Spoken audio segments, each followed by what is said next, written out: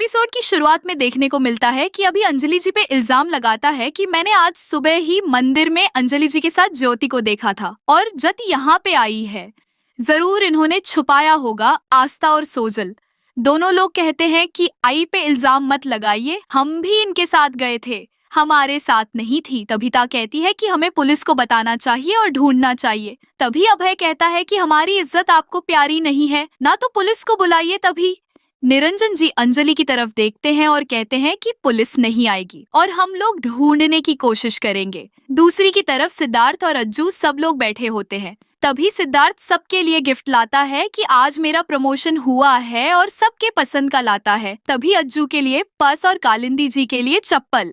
और यहाँ देखने को मिलता है निरंजन जी जो है अंजलि जी पे बहुत गुस्सा करते हैं और कहते हैं कि बेटी तो बोझ होती ही है, बेटी को बताना आपकी जिम्मेदारी थी कि पति ही उनका घर होता है। और इतना बड़ा नाक कटवा दी हम लोगों की, अभय की भी जिंदगी खराब कर दी। और साथ ही निरंजन जी कहते हैं कि अगर वो मर जाते तो मैं रो लेता, कम से कम भाग के मेरी नाक कटा द। ये सब वास्ता सुन रही होती है और कहती है कि कैसे हैं बाबा। ये उसके बाद सिद्धार्थ जो है ज्योति के पास भी जाता है उसे गिफ्ट देने के लिए, तभी उसके लिए एक चैन लाता है। तो ज्योति मना कर देती है और कहती है कि इतनी नजदीकी हमारी अच्छी नहीं है। और उसके बाद अपने मन में ही सोचने के बाद कहती है कि मुझे काम है, मैं जा रही हूँ, आप मुझे यह मत दीजिए, वैसे ही मैंने बहुत एहसान ले लिए हैं आपके। तभी जाकर सोचने लग जाती है कि कहीं सिद्धार्थ के मन में मेरे लिए बहुत प्यार तो नहीं हो गया है, और सोच के रोने लग जाती है।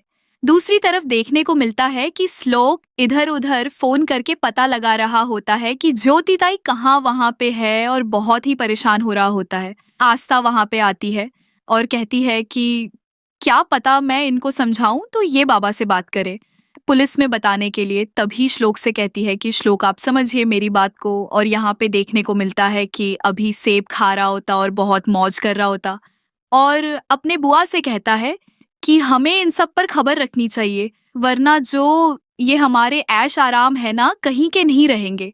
अब तो हमें बहुत अच्छा है, ज्योति मिले या ना मिले, हमारे ठाठ बार तो यहाँ पर रहेंगे। सोजल जाते हैं तो सोजल से कहते हैं कि क्या आपको पता है कि ज्योति ताई कहाँ है, अगर आपको पता है तो बता दीजिए। तभी वो कहती है कि आप मुझे बताइए कि आपने ज्योति ताई के साथ क्या किया था कि वो भाग गई, आपने जरूर कुछ बड़ा किया होगा। तब भी ज्योति ताई यहाँ से गई है। दूसरी तरफ अज्जू और जो है एल्बम देख रहे होते हैं, तभी वहां से उसको कुछ काम आता है तो चली जाती है, जिसके बाद उसकी आई और सब कोई बैठकर देखने लगता है और सिद्धार्थ को भी दिखाने लग जाती है एल्बम। तभी ज्योति आती है और एल्बम लेके जाती है कि मुझे देखना है एल्बम, आप लोग क्यों देख रहे हैं। तभी सिद्धार्थ कहते ये एल्बम अचानक से ले क्यों चली गई, क्योंकि आज तक की आई भूल गई थी कि उस एल्बम में जो भी है, और फिर आकर माफी मांगती है कि मैंने आज बता दिया, लेकिन कभी ना कभी तो उससे सामने आना है। ज्योति प्लीज तू जल्द से जल्द उसे सच बता दे, वरना उसे बाद में पता चलेगा तो बहुत देर हो जाएगी। आस्था इधर प्रे करती है और अंजलि को देखती है कि बहुत ज्यादा रो रही होती है, उनके पास जाती है और कहती है कि अगर आपकी ममता जाके तो आप रो लीजिए, इतनी कठोर मत बनिए, मैंने आपका सच जान लिया है, आप रो भी नहीं सकते हैं। तभी अंजलि जी वही शब्द बोलते हैं जो निरंजन जी बोलते हैं कि बेटी मर जाती तो अच्छा होता, भाग के हमारी नाक कटा दी है, अब पति का घर ही उसका घर होता है, लेकिन उससे समझ में कहाँ आता है और भाग गई, हमारी नाक कट गई। परेशान होती है, जाती है श्लोक से कहती है कि श्लोक प्लीज आप बाबा से बात करिए कि वो प्लीज को बोले, क्योंकि बहुत ज्यादा देर होगी, अगर और ज्यादा देर करेंगे तो क्या पता ज्योति ताई को कुछ हो जाए, लेकिन वो ठीक ही रहेंगी, आई होप।